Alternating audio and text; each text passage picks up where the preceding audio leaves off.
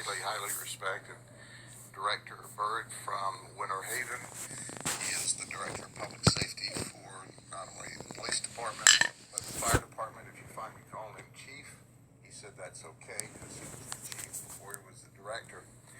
And Chief Andy Ray, who I've worked with for many years, they epitomize what professional law enforcement is all about.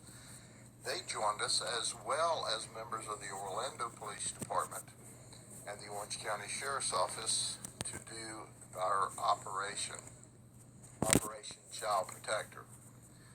And once again, Child Protector is very important to us. It's very important to the community. Most importantly, it's important to the children who we saved. What you see on this board here, and I'm going to go over this individually, are deviants. Incredible deviants. They travel from as far away as Clewiston, Florida. One even came from Los Angeles. He was in the Orlando area, decided that he'd stop in and engage a 13 and 14-year-old child in sex. But much to their chagrin, instead of meeting with children, young children, they were met by law enforcement officers from the police departments as well as the sheriff's office who were online, undercover, posing as children. I'm going to introduce you to these folks for just a few minutes and give you some of the information that is pertinent to their deviant conduct. These are nasty people. And when we go through this, understand that obviously we can't even use the words that they used. We obviously can't show you the pictures and the video clips that they sent to what they thought were 13-year-old little girls and little boys. But we'll start with Jonathan Mcgrew. Jonathan works for Disney. He's a custodian. He works at Hollywood Studios. And he dates Savannah Lawrence. Guess what? She's a custodian. She works for Disney Hollywood Studios. So this pair showed up thinking that they would have a threesome with a 13-year-old little girl. The suspect sent videos of he and Savannah having sex with what he thought was a 13-year-old child. In fact, he said to the child, "We want to enjoy this opportunity. We don't want to rush.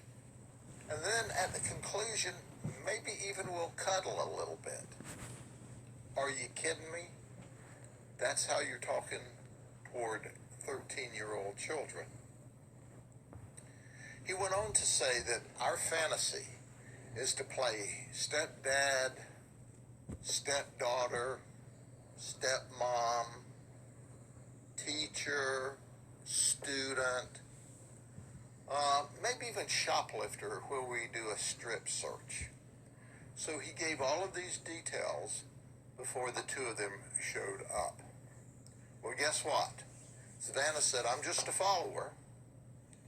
But she admitted and confessed that they came there to engage a child.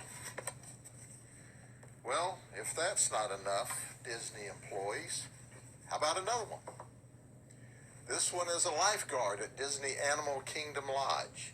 Kenneth Aquino, he's 26. He left his girlfriend, who was 7 months pregnant with his child, in order to go have sex with a child, a 13-year-old. He bragged about his prowess and how wonderful he was. He's a Navy veteran. That's right. He was working toward a dive team or a SEAL team or some kind of special ops job. They did a background on him and found out that he had friends or affiliates that were gang members, and they tossed him. But that didn't stop him from showing up in his work clothes from Disney in order to have sex. He confessed. And then we have Juan Guadalupe Arroyo. He's a registered nurse for Advent Healthcare and Celebration. Now, don't you know that you want to wake up in a hospital with a registered nurse that was just visiting a 14-year-old to have sex? Well, Juan was locked up, and he didn't have the opportunity to do any kind of thing with a 14-year-old. And then there's Philip Nelson. He traveled to meet a 14-year-old girl. He left his 7- and 8-year-old children with his mother so he could show up to have sex with a child. That's right. He's employed by Powertown Line Construction, and he confessed that he left his children with his mother so he could have sex. Did I mention our detectives that work this operation are simply the very best? They're skilled in talking as if they're 13 and 14-year-old children. And they worked around the clock for a week in order to arrest 17 people. So now we'll introduce you to Carlos Flores. He is a store manager for Starbucks. I bet they're proud. He's assigned to the Orlando International Airport. He has a 13-year-old female who he was pursuing and thought that he was going to engage in sex. But he did not want to come inside the building. He wanted the girl to meet him in his car, because that was his fantasy, to have sex with a child in the car.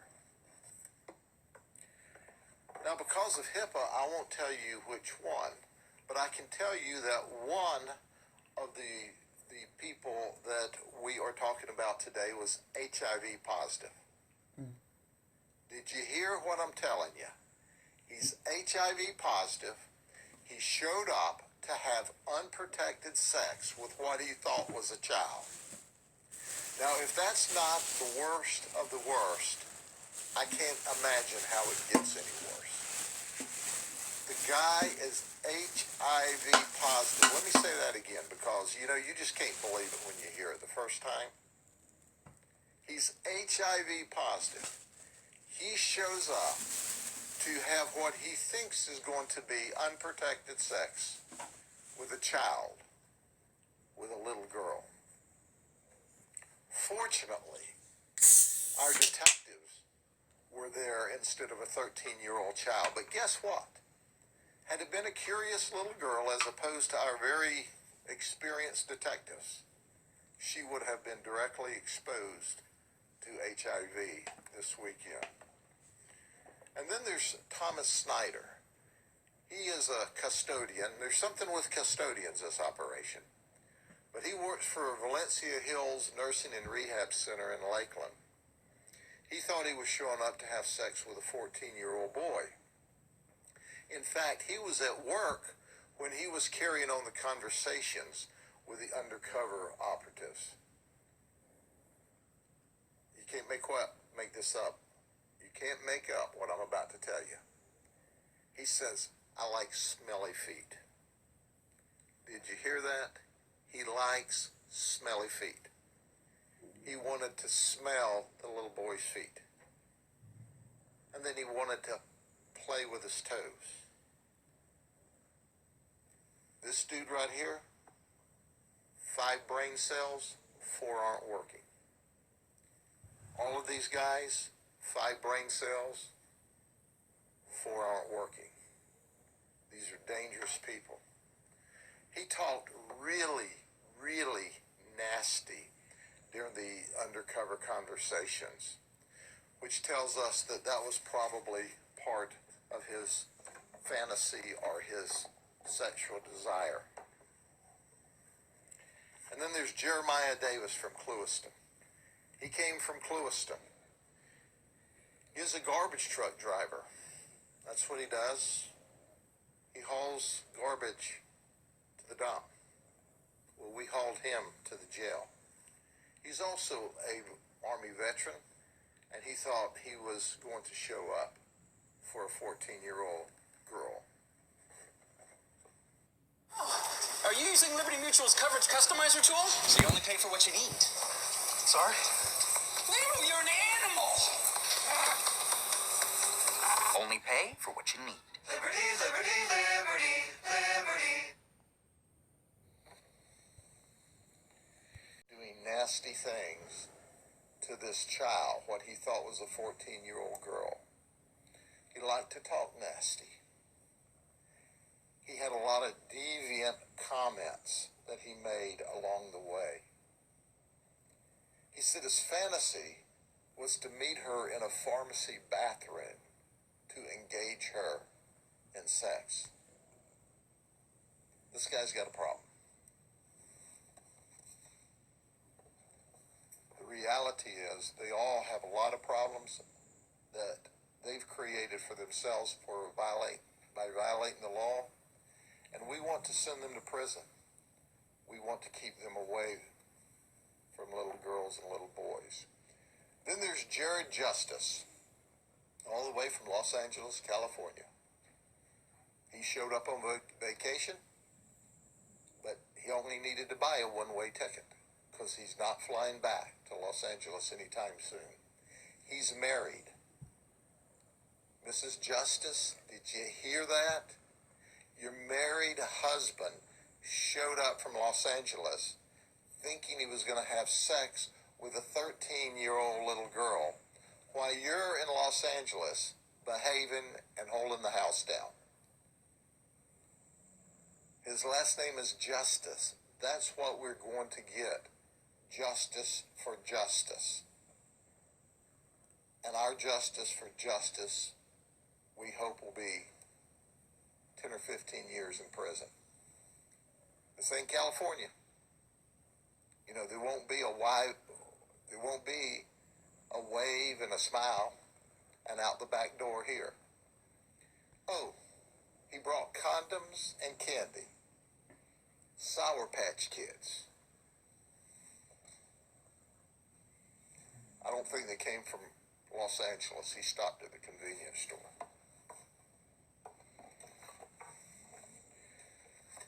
And there's Julio Cedeno Jr. He's a contractor. He's from Zephyr Hills. He's married. He thought he was going to have sex with a 13-year-old. Now, all he did was transmit harmful materials. He would not travel. So he's married. He talked about having sex with a 13-year-old child, but he only transferred harmful materials. What does that mean?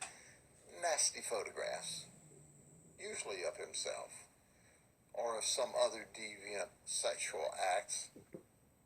I don't think his wife's going to be happy about this.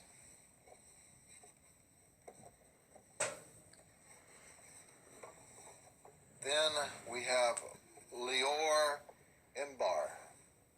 He delivers pizzas for Domino's out of Orlando. He thought he was going to have sex with a 14-year-old child. And he wanted to have a safe word for her. Well, we have a safe word. Jail. He's in jail. He can't hurt her or anyone else. He lived with his parents. A lot of these folks live with their mom or live with their parents. Then there's Joshua Ortega. He says he worked at the L House. He lives with his mom. He wanted to have sex with a 13-year-old girl. Mom, you need to have a talk with this dude. He's your son. He was living at home, and he wants to have sex with a little girl. You need to have a talk with him. You need to tell him that he's going to prison for a long time.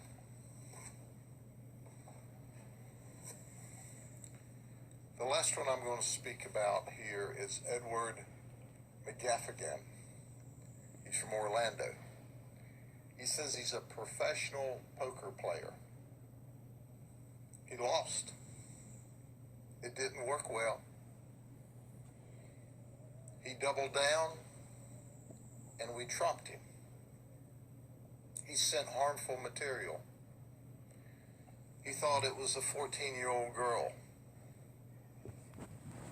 So when we went to pick him up, we actually showed him the chats. You know what he said? Oh, this is real bad. No kidding. It's real bad. Now you say to yourself, Self, why didn't he travel? He couldn't travel. Somebody stole his car. So he just talked nasty and sent harmful material. So at the end of the day, this is just one more investigation of many that we have. But the strength, once again, of our investigations are with the men and women of the police departments who work very, very hard alongside of us to make this successful. Let me turn the podium first over to Chief Andy Ray and then to Director Byrd for their comments. Thanks, Sheriff. Good afternoon. Just wanted to say thank you to the Sheriff for his leadership on on this particular operations of this sort. Operation Child Protector is another success, obviously. Our concern is, we all share the concern, and that is for kids. We know it's parents and grandparents' jobs to look after their children, to try to give them guidance and to protect them from things that are out there. The web is a dangerous place. There are lots of places that people like this, bad actors, can get to children, and it's important for them to understand that and to reinforce that with their kids. There are lots of opportunities to get in between that, and so we want parents and grandparents to do that. In addition to that, it's our job to help protect those kids from people who would prey on them. And so we're always glad to work with the Sheriff's Office. We have a great relationship in Polk County, all the agencies here, and anytime we can work together to make the county a safer place, especially for children, we're going to do that. So thanks for the opportunity to work with you, Sheriff, and we look forward to the next time. Thank you, Sheriff. First and foremost, I think the message needs to be, parents, wake up, pay attention. These weren't actual children that were victimized here, but these predators are out there. Don't forget that. Pay attention to that. Listen to this. That's what these messages are for. The second thing is, it absolutely baffles me that we continue to do these things and we keep having results like this. Right here. It's not going away. Again, parents, pay attention to the message. They're not going away. And the next thing I want to say is, I appreciate the relationships in this county with our fellow agencies. The Sheriff's Office, I think you're going to have to go a long way. Actually, I don't even think you'll be able to find one with relationships that we have in the county anywhere in this country like this. We work together, and I want to commend the detectives that put their heart and soul into this. And y'all need to remember something as well on these detectives. They're dealing with these guys and all that nastiness that they're doing. They got families at home. They got children at home, grandkids at home, and they're having to deal with this nastiness. And they're going to continue to do it. For that, I appreciate all of y'all, because I got grandkids that age, and I appreciate that. So, Sheriff, thank you, and we will continue to be a part of this, and we'll keep putting people in jail if they want to keep doing this. I have one other case that I need to talk about, but are there any questions for the chief or for me before we get to that? Yes, ma'am? Was contact made through social media, and if so, what site? Yes, ma'am. Contact was made on several different social media sites, and we don't tell which ones for obvious reasons, because there will be other investigations on other days. You know, that's the downside of social media. It's made the predators easier to get to the children. And they are online scouring for children. So don't think that this was their first time. And don't think that they haven't found some child in the past to attack. But on this day and this time, the detectives from Orlando, Orange County Sheriff's Office, Winter Haven Police, Auburndale Police, and the Sheriff's Office stopped them. And our goal is to send them to prison for a long time. Other questions? Sheriff, the pool seems to be getting smaller. You've done a ton of these over the course of years. Do you think some of these guys are finally getting the message? You know, you would like to think that the ones that weren't locked up, maybe they've gotten the message. Some of them have gotten a little more difficult to arrest. Some of them just won't come to Polk County any longer. But my colleagues do these operations around the state, and we partner up. Like, we'll go help other jurisdictions in other parts of the state, just as Orlando and Orange County came to help us this time with Winter Haven and Auburndale, who's there every time with us. So at the end of the day, when we started this, it was not unusual, as you said, to arrest 30 or 40 at a time.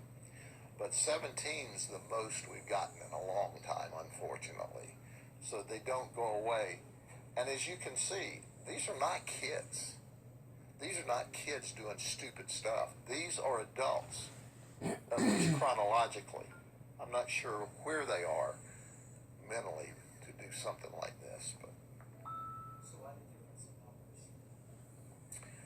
I think that we are effective at locating them. There's a lot of these folks that are currently in prison for past operations. There are a lot of them that are now designated sex offenders that may be out of prison, but we watch, and they can't legally have access to technology, which that cuts down the population. I think our colleagues from around the state are arresting people, but we are happy that we caught 17, but normally a good operation is anything around 8 to 10 now. And we really arrested more than that. I'm sorry there's any on this board. I'm sorry we found one. But they're there. And they're online 24/7 looking for your child to sexually batter or worse.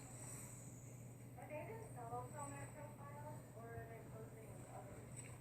Well, they do it different ways, but no, usually they just hit us up and communicate, but they like to get off of the social media and then chat or move to a different platform. So they may find us in one platform, then they want to move to talk. A lot of them like to talk. They like to talk nasty. They may move you to another platform and or through whichever social media. Then they start sending pictures of themselves nude and themselves doing deviant acts or participating in deviant acts. You can't imagine, because normal people can't, the things that they were doing and saying to what they thought were children. Yes, ma'am?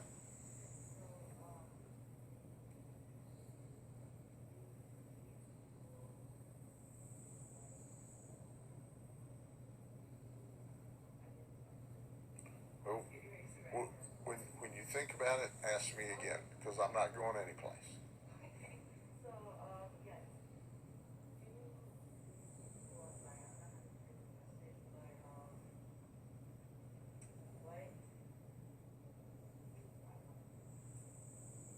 Let's hang in there.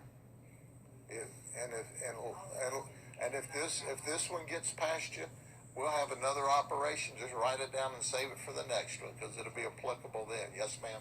So it sounds like you all posing as the child reached out to them, or did anyone first reach out to this child? We post, Okay. and sometimes they post. So we search the web, and they're searching the web, and then you meet. What normally they go to childlike places where children would be. And it may be game rooms, it may be just where kids chat, and then they start communication, and it works from there. What would you tell kids, after getting better, keep their kids from using those toxic online? Absolutely. First and foremost, you may have seen some advertisements we've done through billboards. We can't even get the cell phone providers to provide the cell phones with the child lock on their cell phone. So we tell everybody to lock the children's cell phone. You've got to know who your children are talking to, who they're communicating with. There's several professional apps that you can, as a parent, get. So if your child has a cell phone, you can see who they're communicating with. So you've got to be in charge of your child. And I tell folks what I learned from my dad a long, long time ago when he looked me in the eye as a young man and said, "Son, it's not my job to be your friend. It's my job to be your parent. And if I parent you right now, when you grow up, we'll be friends." And my dad and I were best friends my entire adult life. We weren't best friends all the time when I was a teenager. But I tell parents, be a parent. Be all up in your child's business. Know who their friends are, know who and where they're communicating. It's the only way to keep these folks away because they know how to talk kid. They have charisma, they have personality. And it's frightening how convincing they can be. Yes, ma'am? I'm not jumping the gun on this one, but is this what the sheriff's office is working on with Tim, the upcoming public service announcements? Yes. Yes, and Tim is working on a phase of this whereby we're trying to get parents, and really we'd like cell phone companies, just send the phone to your provider to be retailed with the child locks in place. Adults can unlock it. You can go on and unlock it, but just send it. The data is something like 90% of all children with a cell phone don't have the child lock in place. And it's a dangerous adult tool. Any other questions? I want to talk for just a minute about a sexual predator, a child sexual predator. Now, it's separate from this investigation. Our detectives just did a remarkable job making the arrest of Eric Rowe. Let me tell you about Eric Rowe. He's 32 years of age. We have him charged with capital sexual battery of a child that he had access to. He has been inappropriately touching this 8-year-old child. He has been inappropriately touching this 8-year-old child since she was 4 years old. And we have documented by his own admission that there has been at least 10 molestations in that period of time by his statements. When it was discovered that he had actually sexually battered this child, who is now 8 years of age, he made the statement that his conduct was animalistic. I agree with that. He said he's ashamed of himself. I agree with that, but it's a little too late. So when you think that this guy was attacking a girl, a baby, from the time she was 4 until she was 8, when it just came to our attention the other day, and he actually made a statement that the victim would need psychological counseling, then he said, for what we did together. Not what we did together. That baby will need psychological counseling for what you did to her. He told the victim, we got to keep it a secret. It's our secret. Well, it's no secret. The most we can do with him legally is to lock him up for a capital felony, hope that he's convicted, and spends the rest of his life in prison. But I want you to get a close look at a very dangerous, deviant child predator. This is what one looks like. Any questions? Okay, thank you very much. We'll see you the next time. Take care.